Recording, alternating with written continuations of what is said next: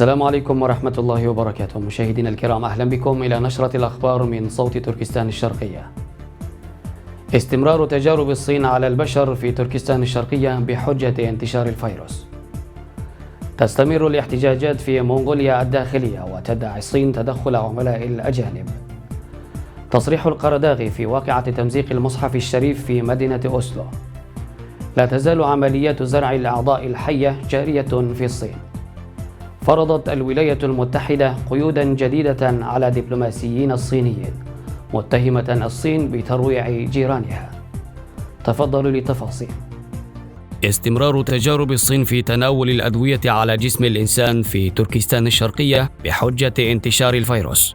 أعلنت الحكومة الصينية أن تركستان الشرقية هي المنطقة الأكثر تضرراً بفيروس كورونا حتى الآن. تم وضع ضوابط صارمة وإجراءات قمع وقيود في جميع أنحاء البلاد. وفقاً لمصدر مطلع على الوضع، قال أنهم ما زالوا يخضعون لحجر صحي صارم، على الرغم من أن البعض نتائجهم كانت إيجابية، بينما تم اعتقال من لم يتعاونوا مع الحكومة الصينية في أخذ تدابيرهم اتجاه الفيروس. يقول الخبراء إن تصرفات الحكومة الصينية تعد انتهاكاً لأخلاقية الطب، وأن السكان سواء خضعوا لتجارب سريرة معقدة أم لا معرضون لخطر تناول الأدوية الصينية التقليدية. حسب مصدر مؤكد من سيدة أيغورية لوكالة أوسوشت بيرس أنها احتجزت في ذروة انتشار الفيروس في الصين، وأنها شعرت بالضعف والغثيان والمرض بعد إجبارها على تناول الأدوية الصينية، وأن زملائها في العمل أجبروا على نزع ملابسهم مرة واحدة في الأسبوع ليدهنوا جلدهم بمرهم مجهول المكونات.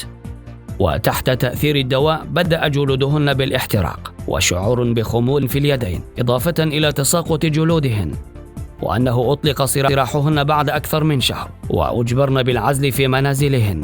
هذا وقد أضافت أن مسؤولين في الحكومة الصينية يقومون بزيارة يومية لبيوتهن ويجبرهن على تناول أدويتهم الصينية التقليدية، والتي تأتي في زجاجة بيضاء مجهولة المصدر والمكونات، وإلا فسيقام اعتقالهن مرة أخرى. على مدى 70 عاماً استخدمت الحكومة الصينية جميع أنواع الأساليب البشعة للسيطرة على شعب تركستان الشرقية، وهو أمر يتجاوز الفهم البشري.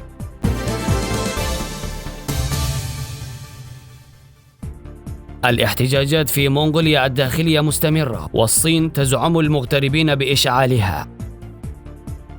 نظم مواطنون في مونغوليا الداخلية مؤخرا مظاهرة واسعة النطاق للمطالبة بإلغاء ما يسمى بنموذج التعليم ثنائي اللغة الذي أطلقته الصين في الأول من سبتمبر، واستعادة نموذج التدريس الأصلي والتي أوقفتها الحكومة الصينية. أصدرت الحكومة أوامر اعتقال بحق 9 من المتظاهرين، ووصفت الصين الاحتجاجات بأنها تحريض من قبل قوات أجنبية.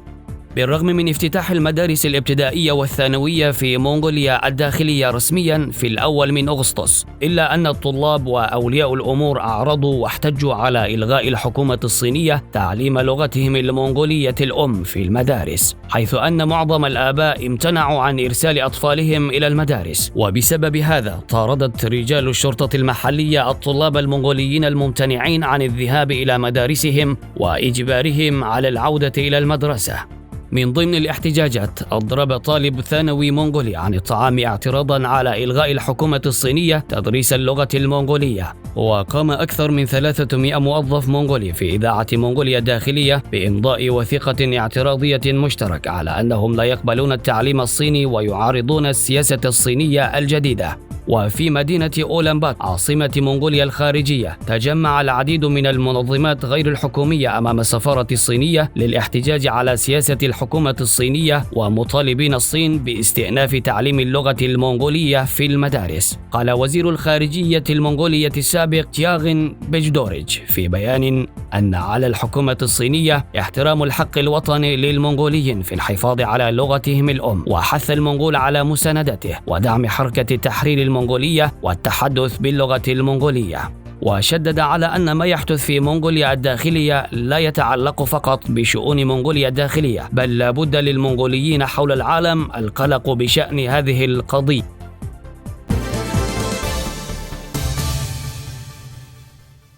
بيان القرداغي حول حادثة تمزيق المصحف الشريف في مدينة أوسلو. نظمت جماعة محافظة مناهضة للإسلام في العاصمة النرويجية أوسلو مسيرة احتجاجية أمام البرلمان، وقد مزقت المصحف الشريف جراء ذلك. هذا وقد أدان الأمين العام للاتحاد العالمي للعلماء المسلمين علي محي الدين القرداغي قيام جماعة محافظة مناهضة للإسلام بتمزيق القرآن في العاصمة النرويجية أوسلو، ووصف الحادث بأنه حافز للإرهاب وتعصب اتجاه الكتب المقدسة. نشر القرداغي بيانا على عنوانه على فيسبوك أن تمزق القرآن الكريم وإساءة معاملته من قبل متطرف نرويجي دليل على أن القرآن ليس من صنع البشر، فلو كان كتابا من صنع الإنسان لفنى، لكنه منزل من رب العالمين. وأكد أن إساءته للقرآن هو حماقة الجاني وإلحاق الضرر لنفسه لا لكتابنا المقدس، مشيرا إلى أن الرد الأول على الحادث هو إقامة إجماع إسلامي على تعليمات القرآن وتحريض السلطة النرويجية على محاكمة مرتكب الإرهاب، ودعا المسلمين إلى التمسك أكثر بالتعاليم الإسلامية وحذر من الرد المتعصب للحوادث المتطرفة.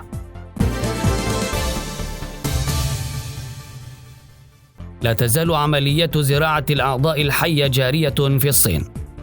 مؤخرا عقب عمليات التطهير التي تقوم بها اللجنة الصينية للشؤون السياسية والقانونية ضد ممارس الفالونغونغ، أصدرت لجنة الصحة الوطنية الصينية اللوائح الخاصة بإدارة تطبيق السرير لتكنولوجيا زراعة الأعضاء البشرية، وتشمل اللوائح الجديدة رفع القيود المفروضة على المؤسسات الطبية التي طبقت تكنولوجيا زرع الأعضاء البشرية، وسلسلة من المطالب الأصلية وتخفيف القيود. وانغ جيانغ المتحدثة باسم منظمة ضحايا فالونغونغ الدولية صرحت بشأن اللوائح الجديدة وبيّنت أن جريمة القتل ستكون أكثر انتشاراً بعد الكشف عن خلفية زراعة الأعضاء من ممارس فالونغونغ في عام 2006. أصدرت الصين لائحة مؤقتة بشأن تكنولوجيا زرع الأعضاء من أجل خداع المجتمع الدولي، محذرة فيها مشاركة العديد من المستشفيات من خلال ما يسمى بتكنولوجيا زرع الأعضاء، حيث إنما في الواقع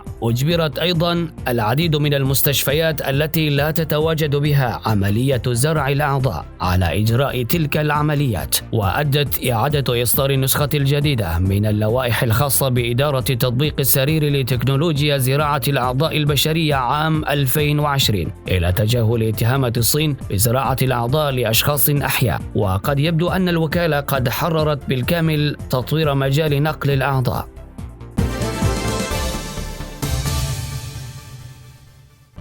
فرضت الولايات المتحدة قيوداً جديدة على دبلوماسيين الصينيين، متهمة الصين بالتجاوز على جيرانها. أعلن وزير الخارجية الأمريكي بومبيو أن واشنطن ستفرض قيوداً جديدة على أنشطة الدبلوماسيين الصينيين في الولايات المتحدة، وتعزيز العلاقات الدبلوماسية بين الولايات المتحدة والصين ذات المنفعة المتبادلة. وتعتبر هذه الأحداث ضمن سلسلة الإجراءات الأخيرة التي اتخذتها إدارة ترامب ضد بكين. اتهم مايك بومبيو الصين في مؤتمر صحفي بالتسلط على جيرانها والانتهاك العلني لاتفاقية القانون البحري الدولي، حيث صرح قائلا بوزارة الخارجية يوم الأربعاء أن إدارة ترامب تتخذ الخطوات اللازمة لاستعادة العلاقة الأمريكية الصينية. وأعلن أن الولايات المتحدة ستفرض قيودا جديدة على أنشطة الدبلوماسيين الصينيين في الولايات المتحدة، وأن وزارة الخارجية ستنشئ آلية لمطالبة الدبلوماسيين الصينيين في الولايات المتحدة بالحصول على إذن لزيارة الجامعة الصينية أو مقابلة المسؤولين الحكوميين المحليين. وأضاف أيضا أن أكثر من 50 حدثا ثقافيا يجب أن توافق عليها الولايات المتحدة قبيل بدئها، كما شدد على أن الولايات المتحدة ستتخذ المزيد من الإجراءات لضمان قيام جميع السفارات والقنصلية الصينية بتمييز حساباتها على وسائل التواصل الاجتماعي بشكل صحيح كحسابات حكومية صينية. ردا على تهديدات الصين للولايات المتحدة في عدد من المجالات، اتخذت الولايات المتحدة أساليب وإجراءات مضادة، حيث بعث وزير الخارجية كلارك مؤخرا رسالة إلى مجلس الجامعة الأمريكية يحذرها من أن الصين ستهدد حرية العلم وحقوق الإنسان والتبرعات الجامعية، قائلا أن التهديدات من المحتمل ستكون في شكل تمويل غير قانوني للبحوث وسرقة الملكية الفكرية وترهيب الطلاب الأجانب وتوظيف المتخصصين. المتخصصين. وعلق بومبيو أيضا على بعض تصرفات الصين خارج الولايات المتحدة قائلا أن الولايات المتحدة تريد حلا سلميا للوضع الحدودي بين الصين والهند، واتهمت الصين أيضا بمضايقة البلدان المجاورة. إن حملة الصين القمعية واضحة للغاية في بحر الجنوب، بما في ذلك العقوبات وقيود التأشيرات على الشركات والأفراد الصينيين الذين ساعدوا إدارة ترامب في تحقيق هذه الغاية، وأن الصين دولة انتهكت القانون البحري علانية، مما أثار اعتراضا من مختلف البلدان، بما في ذلك أنشطة الجيش الصيني الأسبوع الماضي لبناء جزر اصطناعية ومحاجر وعسكر في البحر الجنوبي. الصين دولة انتهكت القانون البحري علانية، مما أثار اعتراضا من مختلف نهاية النشرة، إلى اللقاء.